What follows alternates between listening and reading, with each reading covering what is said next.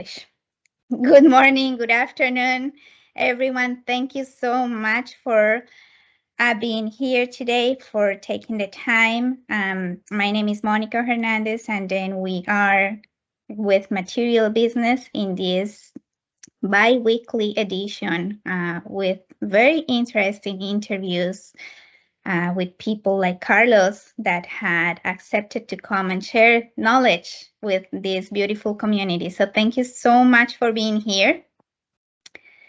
A couple of little housekeeping rules. We will have questions through the Q&A only. So if you have questions throughout, send them in through the Q&A, and then we have a moderator that will ask the questions towards the end of the presentation. And this interview will be also available for later watch, or if you guys want to listen in a podcast, those channels will be available after the interview. So without further delay, Carlos Melo, thank you so much for accepting being here with us today. I'm going to just do a little introduction of Carlos. We're going to talk about integrity assessment of unpiggable pipelines. What do you do when you cannot pig those pipelines? So Carlos, in December 2020, he got his PhD in mechanical engineering with a specialty in pipeline engineering at the Pipeline Engineering Center from the University of Calgary in Alberta, Canada. His research focused on risk-based inspection and maintenance planning for unpiggable pipelines subject to internal corrosion. In November 2015, Carlos got his MSc in Corrosion Control Engineering from the University of Manchester in the United Kingdom. His research concentrated on the implementation of a risk-based inspection plan for an oil processing facility. In November 2002, Carlos got his bachelor's degree in mechanical engineering from the Escuela Politécnica Nacional in Quito, Ecuador. From 2002 to 2016, Carlos worked in Ecuador as a Cathodic Protection engineer, corrosion technician, and mechanical integrity engineer. Since 2020, Carlos has been working in the USA as Senior Pipeline Integrity Consultant for Vecor Pipeline Integrity. Carlos is certified by the Association of Materials Protection and Performance, AMPP, or former NACE, in Cathodic Protection CP3, Coating Inspection CIP2, Internal Corrosion Technologist, and Instruction for Cathodic Protection CP1 and 2. Pipeline Integrity as Direct Assessment in Pipeline Corrosion Integrity Management. He has taught numerous classes in North America, South America, and Asia. Carlos also collaborated as an instructor for the online corrosion control in the oil and gas industry, as an instructor for the maintenance management certification from the San Francisco University in Quito, Ecuador. Carlos, thank you so much for being here. How are you doing today? Thank you very much, Monica. That's a wonderful opportunity to be here. Thanks for having me, and thanks to all the participants to this session where we can share our experience and learn from what we have done in the industry. Super, thank you.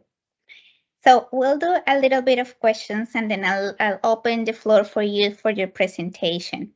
So we have, through that beautiful speech on your bio, you are super an expert in corrosion in pipelines. You have done a lot of those things. Tell me a little bit about your experience in pipelines and how that caught your attention to work in pipelines per se. My first experience with pipelines was 20 years ago. When I just graduated from the university, I got my first position as a welding inspector for the construction of the biggest oil pipeline in Ecuador. And after that project, I realized that I needed to learn a lot if I wanted to succeed in my career. And for 6 years, I was working in two different contractors in Ecuador And these contractors were responsible of designing and installing cathodic protection systems for pipeline operators in Ecuador. In 2005, I got the first opportunity to attend to a training at the headquarters of the Association of Materials Protection and Performance, AMP, formerly known as NACE. This training was to become a cathodic protection technician, or CP1. And after that training, I realized that was a world of opportunities if you really engage in these trainings and learn more about corrosion control and pipelines. During this time, I also got an opportunity to learn different techniques to inspect pipelines from above ground without getting in contact with the pipeline. And this knowledge that I learned get me into a new position in a pipeline operator as a corrosion technician. And that was what I was doing all the time. For a year, I was just doing the inspection of the cathodic protection systems and coatings for this operator. And this then gave me a new opportunity, which was to work as a mechanical integrity engineer for the oil and gas company of Ecuador. In this position, I realized that it's not just only about corrosion. There are other threats to the integrity of a pipeline. And I attended to another training for AMP. The name of this training was Pipeline Corrosion Integrity Management. And what I learned in this training, as soon as I returned to my job, I tried to apply everything that I learned. And I was just amazed of how you can transform your experience in your work when you use the knowledge from a training in your real job. Because of that desire to learn, in 2020, I started that PhD program at the University of Calgary.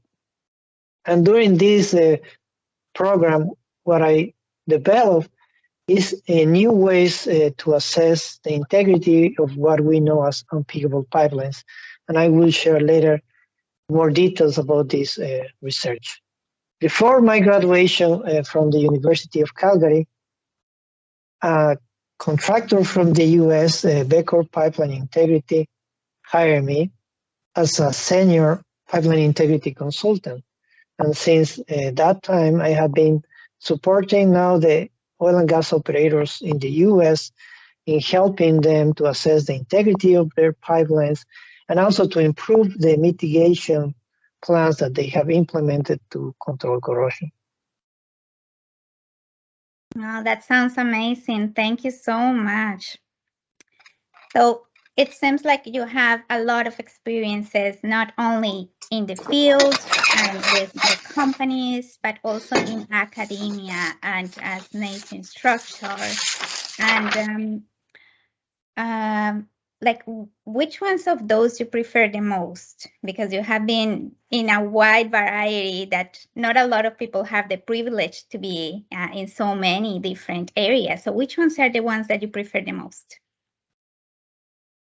As you said, Monica, I have had the opportunity to work as a pipeline integrity engineer and also as a pipeline integrity researcher. And I consider that both of them are equally important. First of all, we need engineers because they need to have practical experience and they will be responsible at the end on implementing the pipeline integrity programs that make our pipeline safe. And as I said, these people which are working in the industry, they need to have a way of learning because they don't know everything just from the industry. And that's where we have the support from organizations such as AMP. They have the programs that can help the professionals to implement these techniques in a better way. And as I mentioned in my previous response, I did that. I went to training and then I used that knowledge from the training and it made my job even better. Now we have the academia, the researchers. What they are doing is they are finding new ways to assess the integrity of pipelines. And now we have a lot of information. And that's why we need more research, because we need to be able to use that information to be able to develop new ways to transform this in better decisions to make our pipelines safer. Wow, that sounds amazing. It is a whole cooperation. Like we have to be more holistic and then engage at every single part. And that is also my experience. So thank you so much. I just want to for the people that just joined, if you have questions throughout the presentation, just put it in the Q&A, and then we will ask those questions at the end. So on the Q&A. I also wanted to remind you that we started publishing one of Carlos' papers that specifically talks about this topic last week in our newsletter. And we'll continue with the second part of that paper in the next editions of the newsletter. So if you haven't subscribed, it's the time to do. Now, Carlos, I'll let you get the floor, and then perhaps you can talk about what can we do with those unpiggable little pieces of pipe that we can't pig. Okay, can you confirm that you are able to see my presentation, please, Monica? Sorry, I can. Can you put it in presentation mode better? Okay, sorry, I was sharing the wrong screen. Let me use the other one. Okay, here you go. Perfect, awesome. Okay, so let me just give you a quick overview on what we can do with the integrity of how we assess the integrity of unpiggable pipelines. So this is a quick outline of what we will cover during this presentation. We will see how we perform these techniques based on the industry standards, and what I did in my research at the University of Calgary, showing other options that we have to assess the integrity. And I will share with you what were the main contributions of this research to the academia, of the scientific contributions, and also some contributions for the industry. And as Monica mentioned, we will have time for questions and answers.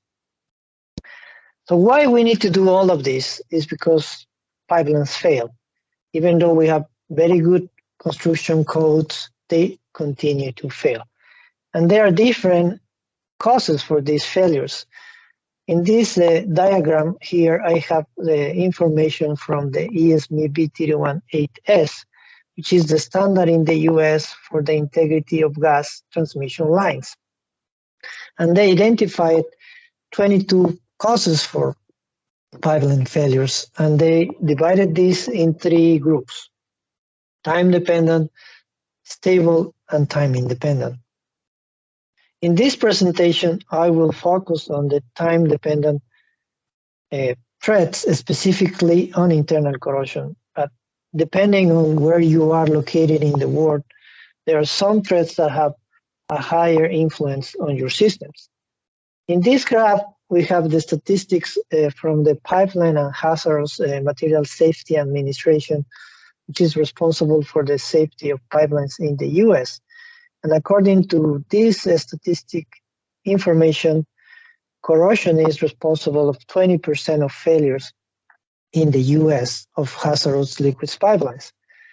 If we use the information from the Alberta Energy Regulator, this number will go up to 50%. So as I said, depending on where you are, corrosion will be a bigger threat to your systems.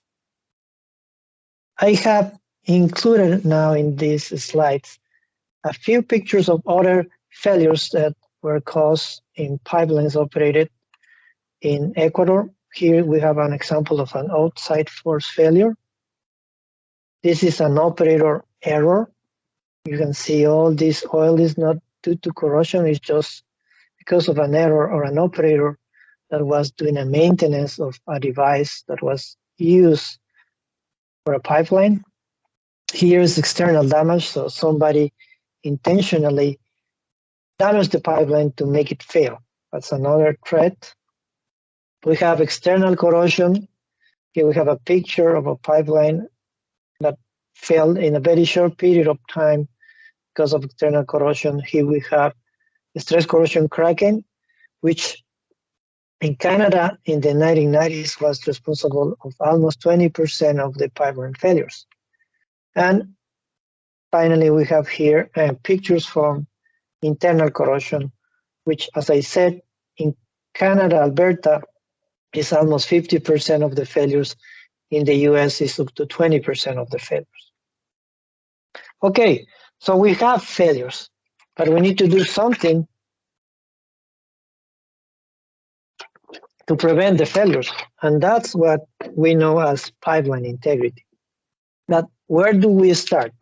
As we saw on the previous slides, the first thing that we need to know is, what are my threats? We saw that there are up to 22 threats, and we need to focus in the main threat, which in this case is internal corrosion. So this is part of the identification of the risk, because we are trying to implement this integrity program alongside a risk management program. Once we know what's the threat, then we need to know what's the risk of this threat to my system. And how we calculate the risk, we need to know what's the likelihood of my pipeline failing, which is the probability, and what's the consequence of my pipeline failing, which is the consequence. And then we can assess the risk. So once you know the risk, then you can compare with your criteria. Is my risk acceptable? Yes or no. If it is not, then we have to implement control strategies. And we will go back to this later in this presentation.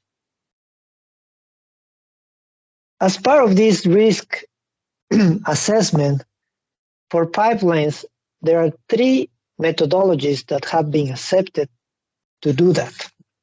The first one is the pressure test. For this one, your pipeline is out of service during the test, and it is full of water. And you will only know that your pipeline is safe at that specific time of the test. But your pipeline can fail on the next day, but the pressure test will not give you any detailed information. The next option is inline inspection, which is a very detailed inspection technique. This uses a tool that travels on the inside of the pipeline, such as the one that you can see here on the picture, and is collecting information on the location, the size, and the type of anomalies that are a threat for your pipeline. The issue with this tool is that according to data around the world, almost 50% of the pipelines cannot be inspected with this tool, which means they are unpiggable. And why is that? Because they operate at temperatures that are higher than the range safe for this tool, or they have valves that they do not allow the pass of these tools. And there are many reasons that can make a pipeline unpiggable. And the third option is direct assessment. In this methodology, what we do is we use the information from the pipeline to select locations, to inspect the pipeline, and based on the information of these locations, we assess the integrity of the entire pipeline. I was talking about these 3 methods, and in 2002, in the US, a research was completed to estimate what's the cost to inspect all the pipelines that we have in the country with these different tools. And as you can see, of these 3 methods, the most economic option is direct assessment. And why is that? Because when you want to apply this methodology, you don't need to do any modifications to the pipeline, which is the case when we are talking about inline inspection. Now, as you have seen, these pipelines can fail, and we need to assess their integrity. But inline inspection is not always the best option. Here, we have a picture of a pipeline that is piggable. But to send the inspection tool, you need to use a helicopter to the pig launcher, and then you need a helicopter to remove the tool or transport the tool from the pig receiver to the location where you will analyze the data, which make it very expensive. So this pipeline can also be considered as unpiggable because it's expensive to do the assessment. And in that case, we have direct assessment. But based on what we have now, we are only considering the corrosion, but not the risk. So we need to include the risk to assess these pipelines and have better options to inspect it, but not just considering the corrosion part. Let's talk now about how we implement direct assessment based on the existing standards that we have from AMP, which was known before as NACE. So NACE developed the specific methodologies for the three time-dependent threats: external corrosion, internal corrosion, and stress corrosion cracking. And all of them have these 4 steps. The first step is collecting information about the system. We need to know what's the size of the pipeline, the length of the pipeline, and very specific information for each one of these 3 threats. Once you complete the pre-assessment, you go to the next step, which is an indirect examination. So for external, you will go some inspections from the right-of-way. For internal, you will do some simulations. And based on the information from the first step and the second step, you select sites for the verification. And based on the information of these sites, which is normally done using non-destructive inspection tools, you assess the integrity of the pipeline and you calculate the remaining life and the reassessment intervals, which is part of the 4 steps. So all of them follow this 4-step process. This is a graphical representation of where we can, or what are the different corrosion threats that we can address using direct assessment. We have external corrosion, we have stress corrosion cracking, we have wet gas ICDA, we have liquid petroleum ICDA, dry gas ICDA, and multi-phase ICDA. So these standards, as you can see in this table, were developed between 2006 and 2016.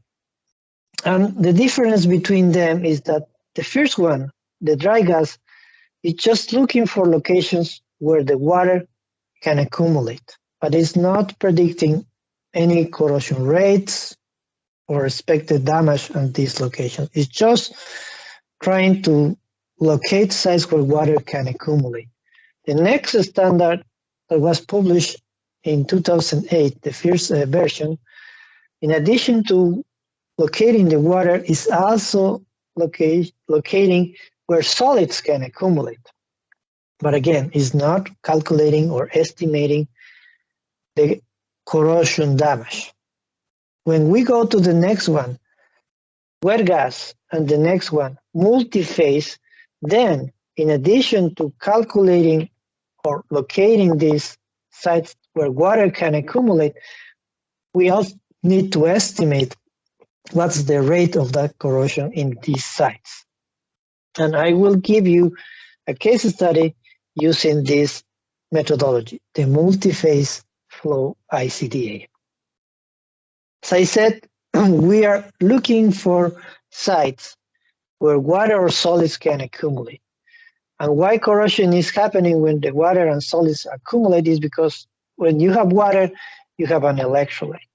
If the pipeline is not protected, most of these pipelines are not internally coated, then corrosion will continue until you have a failure. If you have solids, again, this is a perfect environment for corrosion to accelerate until you have a failure. So what we can do is we can use the multi-phase ICDA. In this case study, we have 4 gathering pipelines that are located in Ecuador. In one of them, the operator already have failures due to internal corrosion.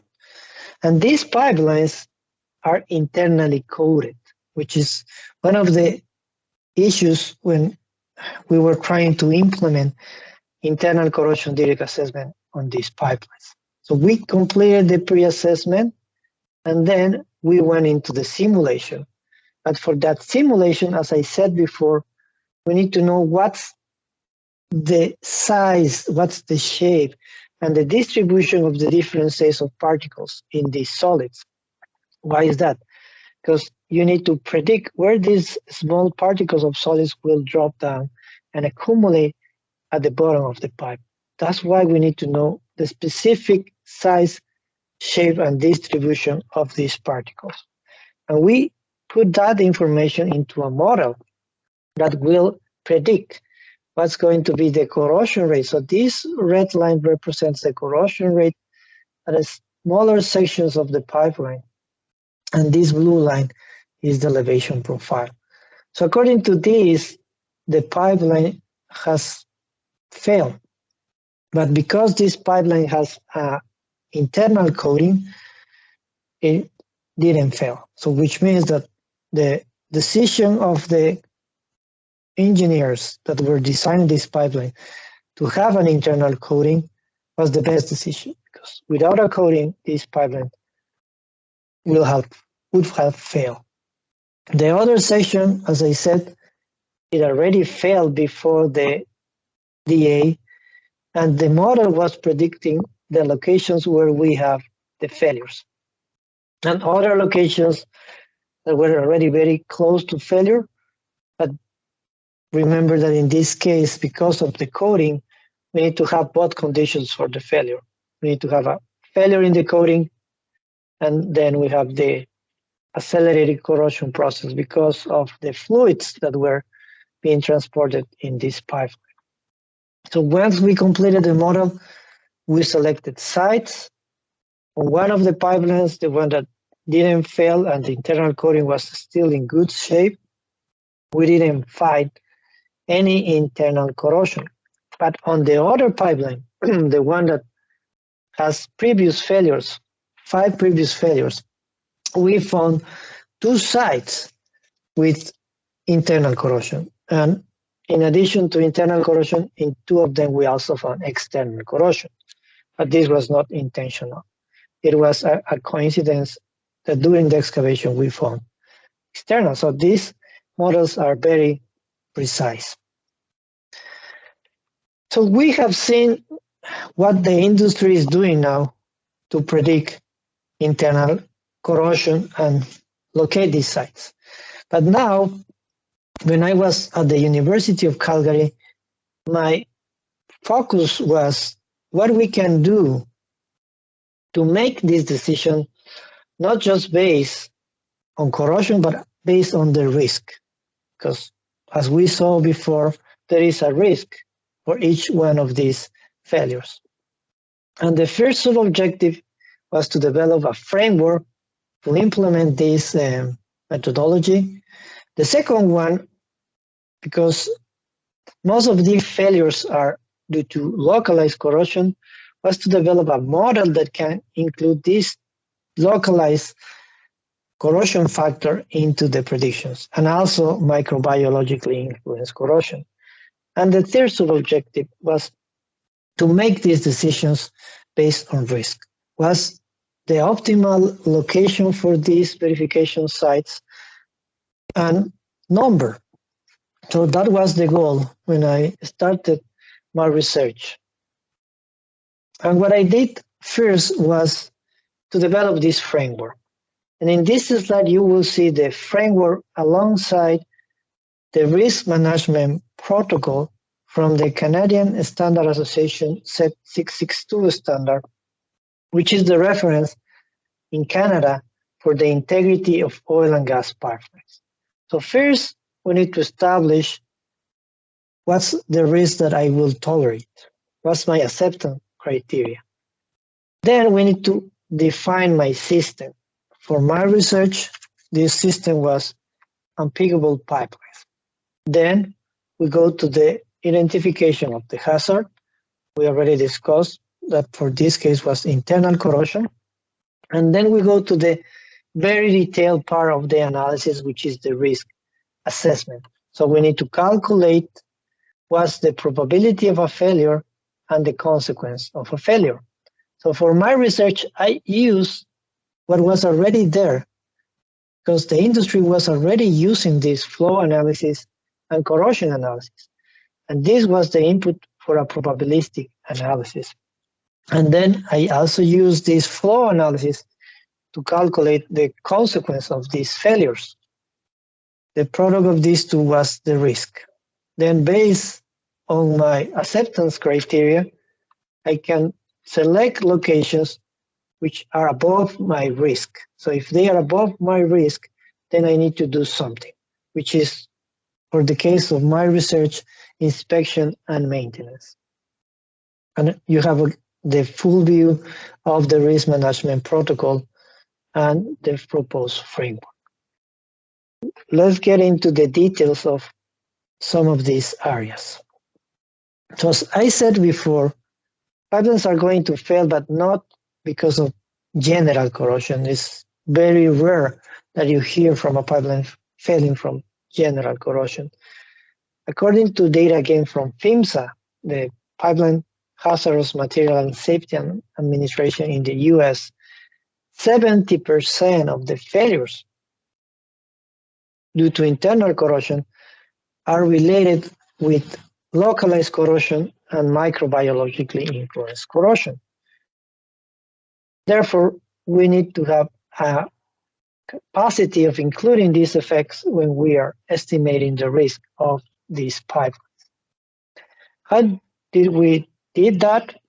Is we started with the models that are used for direct assessment, and from these models we obtain the expected size of a general corrosion feature. Then, using a probabilistic analysis, we transform this expected value, which is just a single number, into a probability distribution. And in this graph, we have on the x-axis the depth of the corrosion feature, and on the y-axis the probability density function. So once we have this for general corrosion, we need to go to localized corrosion. And for that part, I use, again, information from existing industry models to obtain what's the relationship between localized corrosion and general corrosion, including also the effects of microbiologically influenced corrosion. And with that two factors, I obtain the expected value of the size of localized corrosion features, considering also MIC. And with an extreme value analysis, I was able now to obtain the distribution of the size of localized corrosion features. How we apply this in practice? Let's see a case study that was used to implement or to demonstrate this model. So in this case, we have a short pipeline, which is 0.43 meters in diameter and 348 meters in length. And to be able to complete this analysis, we discretize these pipelines in 58 sections of 6 meters each. And this pipeline was operating for 6 years before the analysis. What we did is, using that information from the life of this pipeline, an existing model, I obtained the expected value of the size of general corrosion features for each one of these 58 sections. So this is what you see in this graph. On the y-axis is the expected value of the size of general corrosion features. on the y-axis, and on the x-axis is each one of these 58 sections. And from the 58 sections, I select 6 of them, and I classify them in 3 different categories according to the NACE standard 0775. And we have 2 severe, 11 and 33, 2 high corrosion sections, 2 and 58, and then 2 moderate corrosion sections, 5 and 15 and 19. And I use these 6 sections to apply the model that we saw on the previous slide. And this is what I get from section 58. So in this graph, the y-axis is the cumulative distribution function, and the x-axis is the depth of the corrosion feature. The black continuous line is the distribution for localized corrosion features, and the red dotted line is the distribution for general corrosion features. So you see that there is a difference between these two. But then you need to apply this to estimate the risk or the probability of failure of each one of these sections. And this is what I have here in this slide. So for each one of these 6 sections, I'm showing you the probability of failure for localized corrosion features and the probability of failure for general corrosion features. And here is the ratio. And as you can see, it varies between 2 and 3, which means that when you are assessing the risk of failure due to internal corrosion, it is non-conservative to use general corrosion. We need to use localized corrosion. Now, let's go into the last part of the research. We were talking about decisions, and we can represent a decision in a decision tree, which is what we have here now on the screen. The first decision is where to inspect. So you can inspect any of the sections of your pipeline. As we talk in the case study, you can inspect section 1, 2, 3, up to 58, or you can say, I don't want to inspect any of the sections. This is your first decision. Once you do your inspection, you will get a result. So you go with your UT tool and you measure the wall thickness of your pipeline. And this result can be, my pipeline is 10%, 20, all the way to 100%. These are the expected results from your inspection. And based on that, then you need to decide, okay, based on what I get from my inspection, I am going to repair my pipeline, yes or no. In the industry, we have standard that says if the pipeline is more than 80% wall loss, we need to repair. In Canada, it says more than 50% you need to repair. But you have to use each one of these options for your analysis. And based on that, then you need to calculate what's my probability of failure. And for that, you need to know, okay, my corrosion feature is this size now. What will be the size 1 year from now, 2 years from now, 10 years from now? That's where we need to start using these corrosion growth models, because a pipeline has a life, and we need to be able to predict what's the cost for the life of the pipeline, to operate this pipeline for each one of these decisions. And this is our consequence or cost. You can see that if you don't inspect your pipeline, do not repair, and your pipeline is not failing, you have no cost. Of course, the highest of these 3 costs is the cost of a failure. Many of you will know that. But now we need to decide what's the best option for the inspection. And how we can do that is using another value, which is known as the value of the information, which means I am going to pay to make an inspection, because for making an inspection, I need to do an excavation, I need to use a technician to do the inspection. It's going to cost me. But then I need to calculate with the information that I get from that inspection how my decisions are better, what is the amount of money that I will save with the information that I am obtaining from this inspection. And this is the value of the information. And the idea is that the inspection decision that give you the highest value of the information, that's the optimal decision.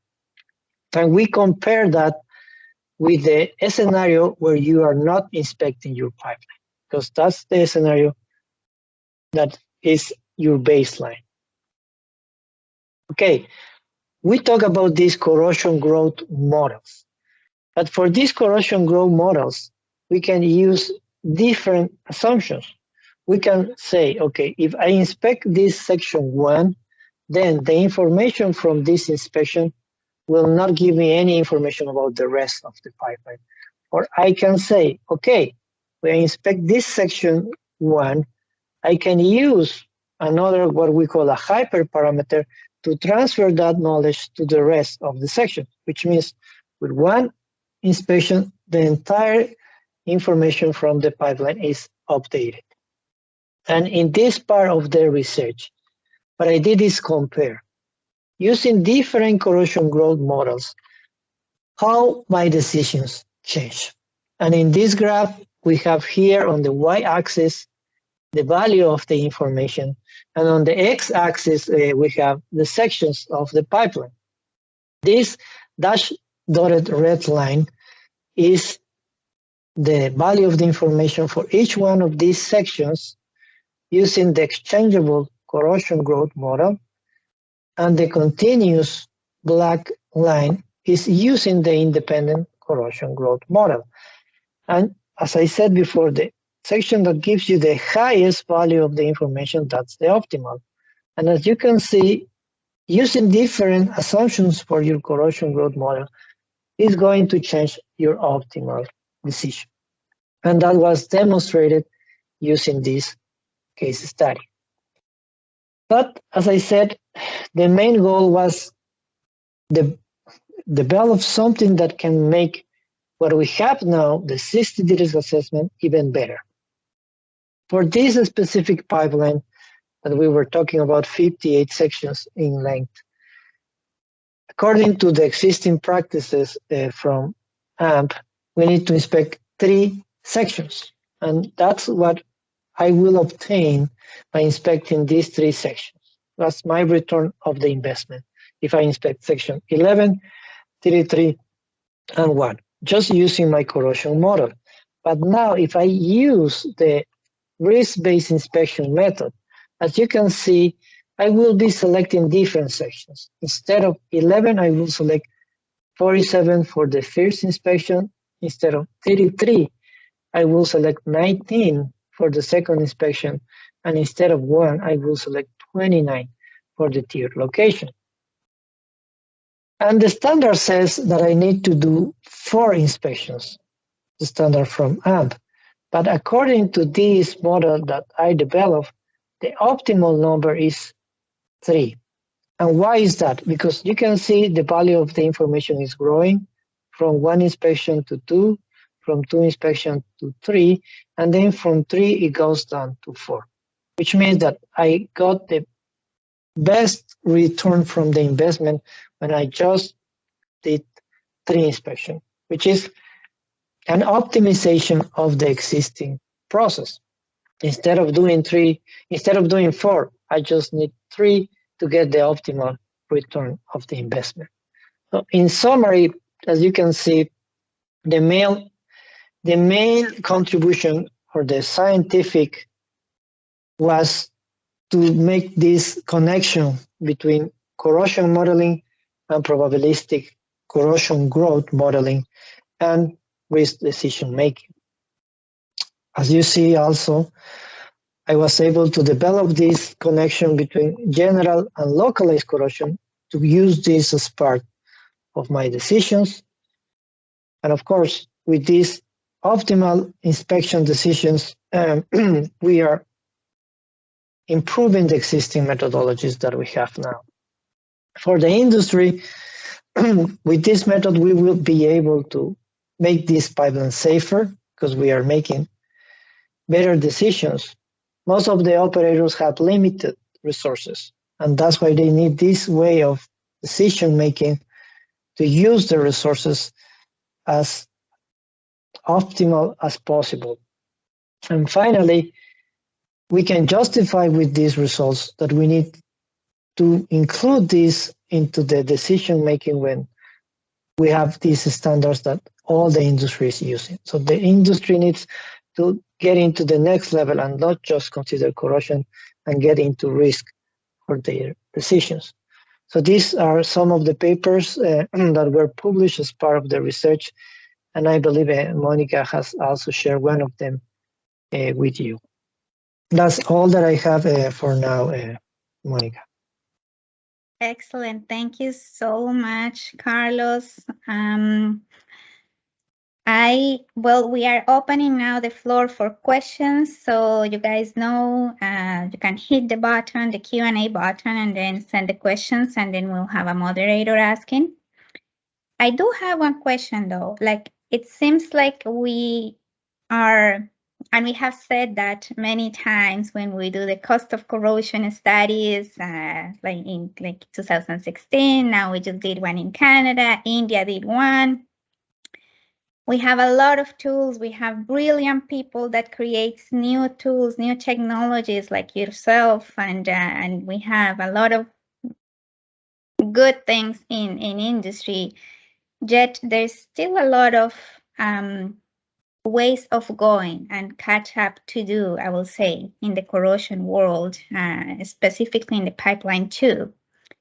What do you think are those challenges, and how can we make face to those challenges in a better way, Carlos? What is your opinion? You have been in so many areas that perhaps you can share that thought with me. Yeah, for sure, Monica. I am agree with you that we have a lot of new tools that have been developed, but my main concern now is that we don't have enough human resources. That's, I will say, the biggest constraint that we have as an industry. And why is that? Because many of the new professionals, they are not interested in working with pipelines. There's a lot of propaganda that says pipelines are bad, they are destroying the environment, but we don't realize that even with newer technologies such as hydrogen, we need pipelines. That's the safer way to move the energy resources that our society needs. So that's, I will say, the main trouble that we have now. Be able to recruit new professionals and share that knowledge that we already have with them, because they will be responsible in the future for this infrastructure, and our society needs pipeline. So I will say that that's our main concern now, to find more professionals, new professionals that want to engage in this industry. That's so great. Yeah, I believe so too. It is a lot of we can say misconceptions, and then we can say people have preconceptions made on their heads, and it's very interesting to see from an overall that we really require to, even the ones that are already there, we need to keep operating them and maintaining them and keep them safe, so we are all safe. So definitely, thank you so much. Is there are there any questions in the Q&A, Felipe? Yes, they are. Luis Campoverde has one question, and myself I have another one. So let me read first from Luis. Give me 1 second.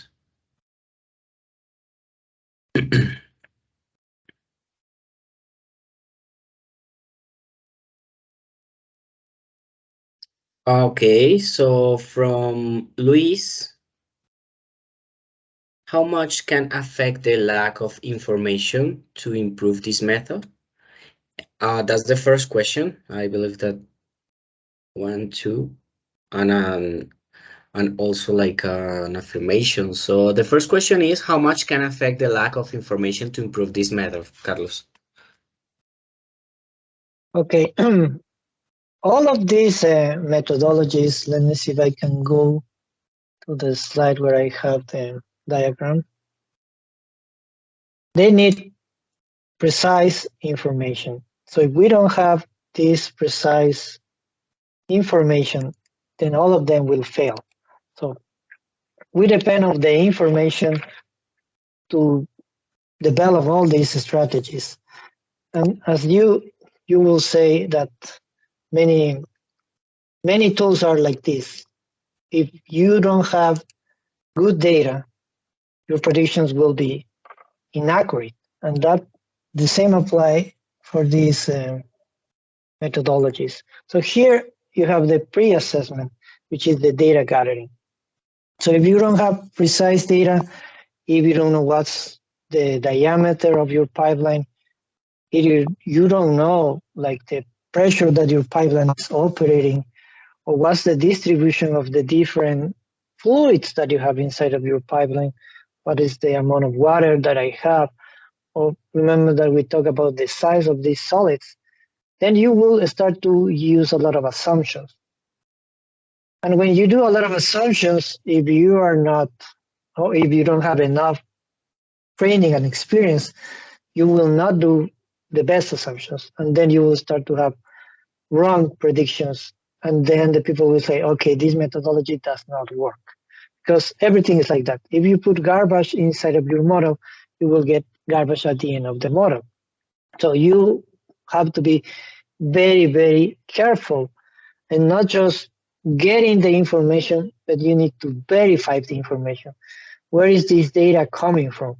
Who was responsible of collecting this data? Did they use the proper procedure to collect this data? Did they were qualified, OQ qualified?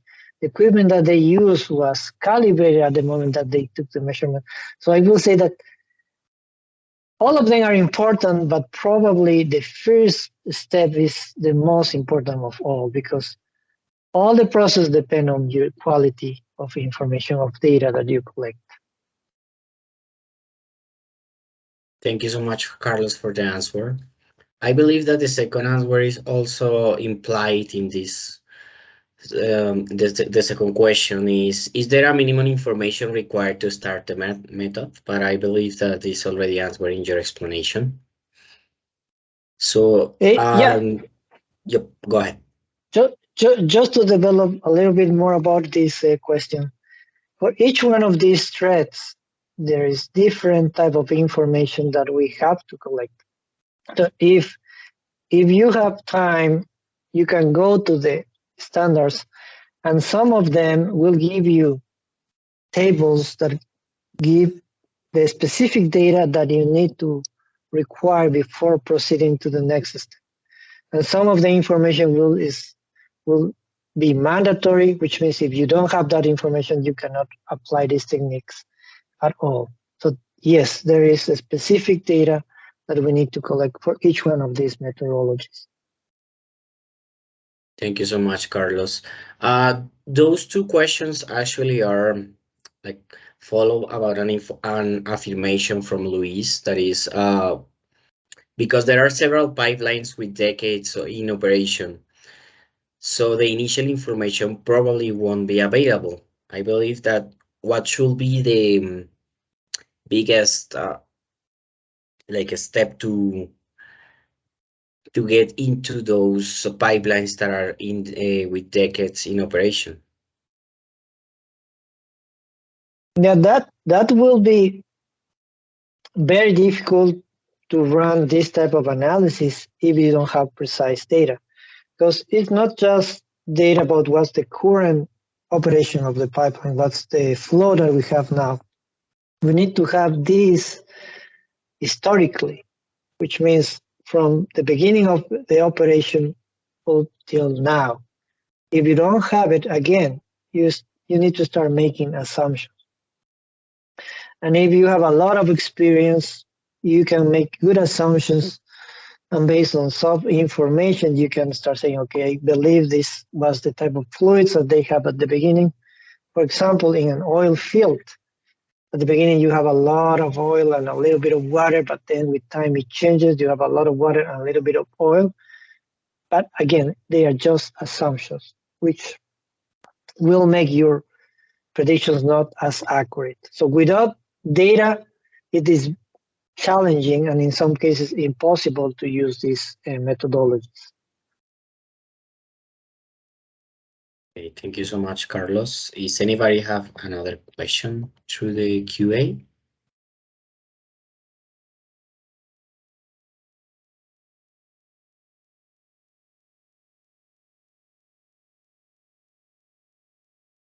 Perfect. Well, I think we are well on time, and thank you so much, Carlos, once again for have come and presented such a very interesting methodology, and then those case studies definitely is easier to relate when you can see something in practical rather than just kind of imagine it. And there is still challenges, but I mean with things like new developments and new tools, and as we said before, with applying everything that we have in hand, then we hope that this industry will grow into a safer and then a better managed, if I allow myself to say it, way to practice. So thank you so much. Thank you everyone that have come and spent this time with us.